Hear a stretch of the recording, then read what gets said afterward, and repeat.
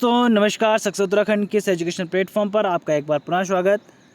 दोस्तों हमारे current affairs की सीरीज़ में हमारी 15 वीडियोस कंप्लीट हो चुकी है और आज की वीडियो रहेगी 16वीं वीडियो। तो आज की वीडियो को शुरू करने से पहले अगर हमारे चैनल में नए हैं तो हमारे चैनल को सब्सक्राइब कीजिए, लाइक कीजिए और शेयर कीजिए अपने सभी दोस्तों के साथ। तो बढ़ते हैं अपनी आज की वीडियो की तरफ। तो पहला करंट अफेयर्स हमारा आज का रहेगा, हर साल 13 अगस्त को दुनिया भर में विश्व अंगदान दिवस मनाया जाता है। दोस्तों वर्ल्ड ऑर्गन डोनेशन डे आपका जो है 13 अगस्त को मनाया जाता है। इस दिवस को मनाने का महत्वपूर्ण उद्देश्य है कि किसी ज़रूरतमंद को आप अपना ऑर्गन डोनेट कर सकते हो। जैसे कोई अंधा है तो आप अपनी आँखों को डोनेट कर सकते हो कि यानी आपकी अगर मृत्यु हो जाती है तो आपकी अंतिम संस्कार से पहले आपकी जो है आँखें को निकाल कर उसे किसी के लिए डोनेट किया जा सकता है या किसी को आँखें दी जा सकती हैं। तो इस उद्देश्य से आपका विश्व अंगदान दिवस मनाया जाता है ताकि आपको जागरूकता दिया जा सके कि अपने ऑर्गन्स को हमें डोनेट करना चाहिए। तो 13 अगस्त को आपका विश्व अंगदान दिवस मनाया जाता है। तो आपको ये ध्यान रखना है, वर्ल्ड ऑर्गन डोनेशन डे कब मनाया जाता है, आपका 13 अगस्त को मनाया जाता है। नेक्स्ट आपका समय श्रेणी में उच्च शिक्षा संस्थानों के लिए राष्ट्रीय संस्थागत रैंकिंग रूपरेखा 2024। आपके राष्ट्रीय संस्थागत रैंकिंग रूपरेखा 2024 यानी आपका नेशनल इंस्टीट्यूशन रैंकिंग फ्रेमवर्क 2024 का जो है उसमें आईआईटी मद्रास जो हमारा है वो शीर्ष स्थान पर रहा है। तो नेशनल इंस्टीट्यूट रैंकिंग फ्रेमवर्क 2024 में शीर्ष स्थान पर कौन सा संस्थान रहा है, तो वो रहा है आपका आईआईटी मद्रास। कौन सा दोस्तों? आईआईटी मद्रास। आपका हॉकी इंडिया ने पीआर श्रीजेश को भारत की जूनियर पुरुष टीम का मुख्य कोच नियुक्त किया है। तो भारत की जो जूनियर पुरुष टीम है हॉकी की, उसका जो मुख्य कोच है उसे किसे नियुक्त किया गया है? पीआर श्रीजेश को नियुक्त किया गया है। पीआर श्रीजेश को नियुक्त किया गया है। नेक्स्ट आपका कर्मचारी भविष्य निधि संगठन ईपीएफओ। कर्मचारी भविष्य निधि संगठन ईपीएफओ, आपको ईपीएफ की फुल फॉर्म भी पूछ सकती है कि ईपीएफओ की फुल फॉर्म क्या है। तो कर्मचारी भविष्य निधि संगठन 13 अगस्त को कर्मचारी भविष्य निधि अंतरण विषय पर अपना 5वां सत्र जो है आयोजित करेगा। तो कर्मचारी भविष्य निधि अंतरण विषय पर 5वां लाइव सत्र आयोजित करेगा कौन? तो ईपीएफओ। कौन है? ईपीएफओ यानी कर्मचारी भविष्य निधि संगठन 13 अगस्त को। कब दोस्तों? 13 अगस्त को कर्मचारी भविष्य निधि अंतरण विषय पर 5वां लाइव सत्र आयोजन करेगा। नेक्स्ट है आपका बिग क्रिकेट लीग ने मैचों के प्रसारण के लिए प्रसार भारती के साथ दीर्घकालिक समझौता किया है। तो बिग क्रिकेट लीग जो है उन्होंने क्या है, मैचों का जो भी आपका क्रिकेट मैच होगा उनके प्रसारण के लिए प्रसार भारती के साथ क्या है, दीर्घकालिक समझौता किया है। तो आपसे पूछा सकता है कि हाल ही में बिग क्रिकेट लीग ने मैचों के प्रसारण के लिए किस चैनल का जो है के साथ दीर्घकालिक समझौता किया है? तो प्रसार भारती के साथ। किसके साथ समझौता किया है? प्रसार भारती के साथ। तो आपको ये ध्यान यहाँ पर रखना है। नेक्स्ट आपका पूर्व विदेश सचिव विनय मोहन क्वात्रा। कौन है? विनय मोहन क्वात्रा, ये हमारे पूर्व विदेश सचिव है। इन्होंने अमेरिका में भारतीय राजदूत के रूप में कार्यभार संभाला है। भारतीय राजदूत के रूप में क्या है, इन्होंने कार्यभार संभाला है। तो अब क्या है, अमेरिका में भारतीय राजदूत, हाल ही में अमेरिका में भारतीय राजदूत कौन बने हैं, या हाल ही में अमेरिका में भारतीय राजदूत के रूप में किसने कार्यभार संभाला है? तो विनय मोहन क्वात्रा। किसने? विनय मोहन क्वात्रा ने आपका जो है भारतीय राजदूत के रूप में कार्यभार संभाला है। नेक्स्ट है दोस्तों आपका आईआरसीटीसी राष्ट्रीय राजधानी क्षेत्र परिवहन निगम आपका जो है आईआरसीटीसी क्या है, राष्ट्रीय राजधानी क्षेत्र परिवहन निगम के सहयोग से नमो भारत ट्रेन क्या है, नमो भारत ट्रेन और अन्य रेलगाड़ियों की यात्रियों के लिए आपका वन इंडिया वन टिकट की पहल शुरू किया है। तो किसके? वन इंडिया वन टिकट, यानी पूरे इंडिया का किसी एक व्यक्ति का क्या है, आपका एक ही टिकट होगा। तो राष्ट्रीय राजधानी क्षेत्र परिवहन निगम के सहयोग से इन्होंने नमो भारत ट्रेन और अन्य रेलगाड़ियों में जो यात्रा करेंगे उनके लिए वन इंडिया वन टिकट की शुरुआत की है। तो आपसे पूछा सकता है कि हाल ही में वन इंडिया वन टिकट की पहल की शुरुआत किसने की है? तो IRCTC, आपका IRCTC किसके सहयोग से किया है इन्होंने? राष्ट्रीय राजधानी क्षेत्र परिवहन निगम के सहयोग से किया है। तो कौन सी ट्रेन है? आपकी नमो भारत ट्रेन और अन्य जो भी हमारी रेलगाड़ियां हैं उन सभी के यात्रियों के लिए वन इंडिया वन टिकट की शुरुआत की है। नेक्स्ट है आपका केंद्रीय संचार ब्यूरो। केंद्रीय संचार ब्यूरो भोपाल द्वारा 13 अगस्त को कैरियर कॉलेज, क्या है? कैरियर कॉलेज भोपाल में विभाजन विभीषिका स्मृति दिवस, विभाजन विभीषिका स्मृति दिवस वहाँ पर भोपाल में मनाया गया विभाजन विभीषिका स्मृति दिवस और स्वतंत्रता संग्राम विषय पर आधारित 2 दिवसीय फोटो प्रदर्शनी का आयोजन किया गया। तो 2 दिवसीय फोटो प्रदर्शनी का आयोजन कहाँ पर किया गया? आपका कैरियर कॉलेज भोपाल में किया गया। कब किया गया था? 13 अगस्त को। किसके द्वारा किया गया? केंद्रीय संचार ब्यूरो द्वारा आपका इसका आयोजन किया गया था। तो ये भी आपको ध्यान रखना है दोस्तों। अगला हमारा हिमाचल प्रदेश के मुख्यमंत्री सुखविंदर सिंह सुक्खू। कौन है? सुखविंदर सिंह सुक्खू। तो आपको ध्यान रखना है दोस्तों, हिमाचल प्रदेश के वर्तमान मुख्यमंत्री कौन है? सुखविंदर सिंह सुक्खू। कौन है? सुखविंदर सिंह सुक्खू जो आपके हैं हिमाचल प्रदेश के वर्तमान मुख्यमंत्री हैं। इन्होंने राज्य भर में प्राकृतिक खेती को बढ़ावा देने के उद्देश्य से एक नई पहल शुरू की है, हिम उन्नति। क्या है? हिम उन्नति पहल की शुरुआत इन्होंने की है, हिम उन्नति योजना की शुरुआत की है। तो आपसे पूछा सकता है कि हाल ही में किस प्रदेश के मुख्यमंत्री द्वारा या किस प्रदेश सरकार द्वारा आपका हिम उन्नति की शुरुआत की गई है? तो आपका हिमाचल प्रदेश के मुख्यमंत्री द्वारा यानी हिमाचल प्रदेश की सरकार द्वारा आपका जो है हिम उन्नति पहल की शुरुआत की गई है। हिम उन्नति पहल की हिम उन्नति का संबंध किस चीज़ से है? तो आपका प्राकृतिक खेती को यानी ऑर्गेनिक जो हमारी खेती है उसको बढ़ावा देने के उद्देश्य से इस योजना की शुरुआत की गई है। तो हिम उन्नति की शुरुआत किस सरकार द्वारा किया गया है?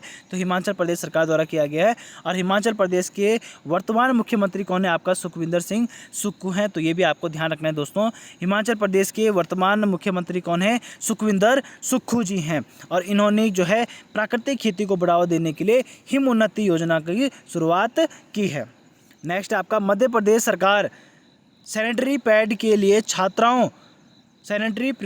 के छात्राओं के बैंक खातों में राशि भेजने वाला देश का पहला राज्य बन गया है। तो मध्य प्रदेश सरकार सैनिटरी पैड के लिए छात्राओं के बैंक खातों में राशि भेजने वाला देश का पहला राज्य बन गया है। तो सैनिटरी पैड के लिए छात्राओं जो हमारे पैड है इस लड़कियों के लिए जो सैनिटरी पैड होते हैं उनके लिए जो है सरकार क्या करेगी? उनको पैसा देगी, धनराशि देगी, उनके खातों में पैसा डालेगी कि वो अपने लिए पैड ले सकें। तो मध्य प्रदेश सरकार द्वारा इस योजना की पहल की शुरुआत की गई है।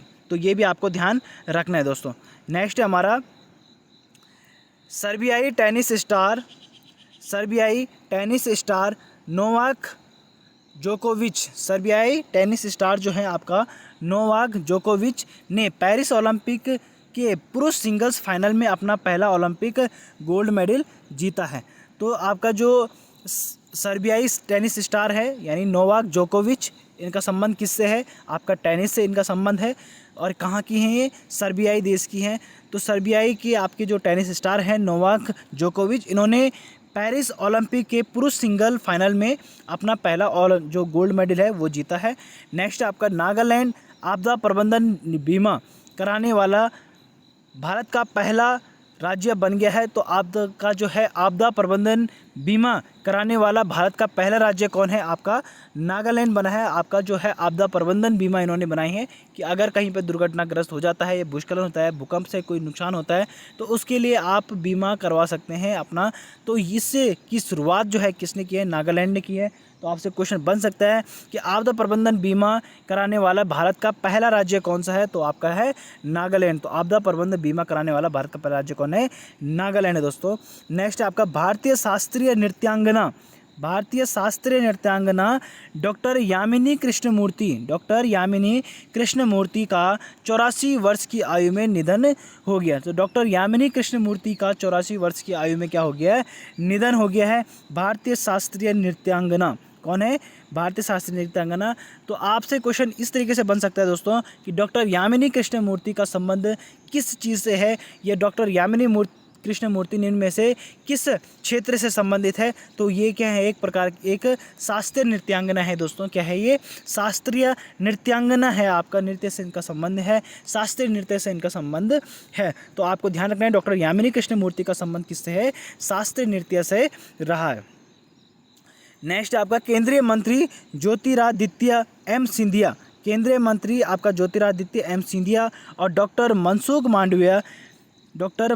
मांडविया पेरिस ओलंपिक के उपलक्ष्य में 5 अगस्त को स्मारक डाक टिकटों का एक सेट जारी करेंगे। तो केंद्रीय मंत्री की आपका जो सेंट्रल मिनिस्टर है हमारे ज्योतिरादित्य एम सिंधिया और डॉक्टर मनसुख मांडविया, इन्होंने जो है पेरिस ओलंपिक के उपलक्ष्य में, जो अभी आपका पेरिस ओलंपिक हो रहा है उसके उपलक्ष्य में इन्होंने 5 अगस्त को स्मारक डाक टिकटों का एक सेट जारी करेंगे। तो ये किया है इन्होंने, 5 अगस्त को स्मारक डाक टिकटों का एक सेट जारी किया है। नेक्स्ट आपका रक्षा प्रमुख आपका जो जनरल अनिल चौहान है, जो कि हमारे अभी सीडीएस हैं, तो सीडीएस जो जनरल अनिल चौहान जो है, इन्होंने 5 अगस्त को नई दिल्ली में तीनों सेनाओं के एक उच्च स्तरीय वित्तीय सम्मेलन की अध्यक्षता की है। ठीक है, तो 5 अगस्त को नई दिल्ली में तीनों सेनाओं का एक उच्च स्तरीय वित्तीय सम्मेलन की अध्यक्षता किसने की है? तो आपका जनरल अनिल चौहान। और हमारे जो वर्तमान सीडीएस हैं या हमारे रक्षा प्रमुख हैं वो हैं आपके जनरल अनिल चौहान। नेक्स्ट आपका वरिष्ठ आईपीएस अधिकारी दलजीत सिंह चौधरी, कौन है? दलजीत सिंह चौधरी, इन्हें बीएसएफ का महानिदेशक का पदभार संभाला है। तो हाल ही में बीएसएफ के जो महानिदेशक हैं उनका पदभार किन्होंने संभाला है? तो हाल ही में बीएसएफ के महानिदेशक जो बने हैं वो कौन बने हैं? दलजीत सिंह चौधरी। तो दोस्तों जो एसएससी की तैयारी कर रहे हैं, जीडी की तैयारी कर रहे हैं या आपका आर्मी की तैयारी कर रहे हैं, तो उनको ये चीज़ों को ध्यान रखना है। एसएससी जीडी में आपका सभी आपके अर्धसैनिक बल आते हैं, जैसे बीएसएफ, सीआईएसएफ, ठीक है, ये सभी आपके पास आते हैं, तो उनमें ये सब चीज़ें पूछी जाती है। आईटीबीपी, आपका इन चीज़ों का आपको ध्यान रखना है दोस्तों। तो बीएसएफ के वर्तमान महानिदेशक कौन बने हैं? आपके दलजीत सिंह चौधरी। कौन बने हैं? दलजीत सिंह चौधरी बने हैं दोस्तों। नेक्स्ट है आपका आसमा कुमारी केसी ने मिस नेपाल वर्ल्ड 2024 का खिताब जीता है। तो आसमा कुमारी केसी जो है, इन्होंने मिस नेपाल वर्ल्ड 2024 का खिताब जीता है। तो आपको ध्यान रखना है कि हाल ही में मिस नेपाल वर्ल्ड 2024 का खिताब किसने जीता है? तो आसमा कुमारी केसी। कौन है? आसमा कुमारी केसी। नेक्स्ट है आपका 10वें राष्ट्रीय हथकरघा दिवस का उत्सव मनाने के लिए नई दिल्ली में हथकरघा हाट में 3 अगस्त से विरासत प्रदर्शनी शुरू हुई है। तो आपको ध्यान रखना है दोस्तों, अभी हमने पिछली वीडियो में यहाँ पर बात करी थी कि विश्व हथकरघा दिवस, राष्ट्रीय हथकरघा दिवस कब मनाया जाता है? तो विश्व हथकरघा दिवस जो आपका है 7 अगस्त को मनाया जाता है, परंतु यहाँ पर 3 अगस्त से यहाँ पर जो है विरासत प्रदर्शनी शुरू हुई है। तो ये 10वां राष्ट्रीय हथकरघा दिवस है, जिसकी जो है विरासत प्रदर्शनी जो है आपका 3 अगस्त से नई दिल्ली में लगाई गई है। तो आपको ध्यान रखना है दोस्तों, जो 10वें राष्ट्रीय हथकरघा दिवस का आयोजन कहाँ पर किया गया था? तो नई दिल्ली में किया गया। नेक्स्ट आपका 3 मैचों की वनडे सीरीज़ के दूसरे मुकाबले में श्रीलंका ने भारत को 32 रनों से हरा दिया है। ठीक है, तो ये आपको छोड़ना है। नेक्स्ट आपका गृह मंत्री अमित शाह, हमारे जो होम मिनिस्टर हैं वो कौन है? जो सेंट्रल होम मिनिस्टर हैं वो कौन है? अमित शाह हैं। तो गृह मंत्री अमित शाह में 4 अगस्त को चंडीगढ़ में अपराध न्याय प्रणाली को मजबूत करने के लिए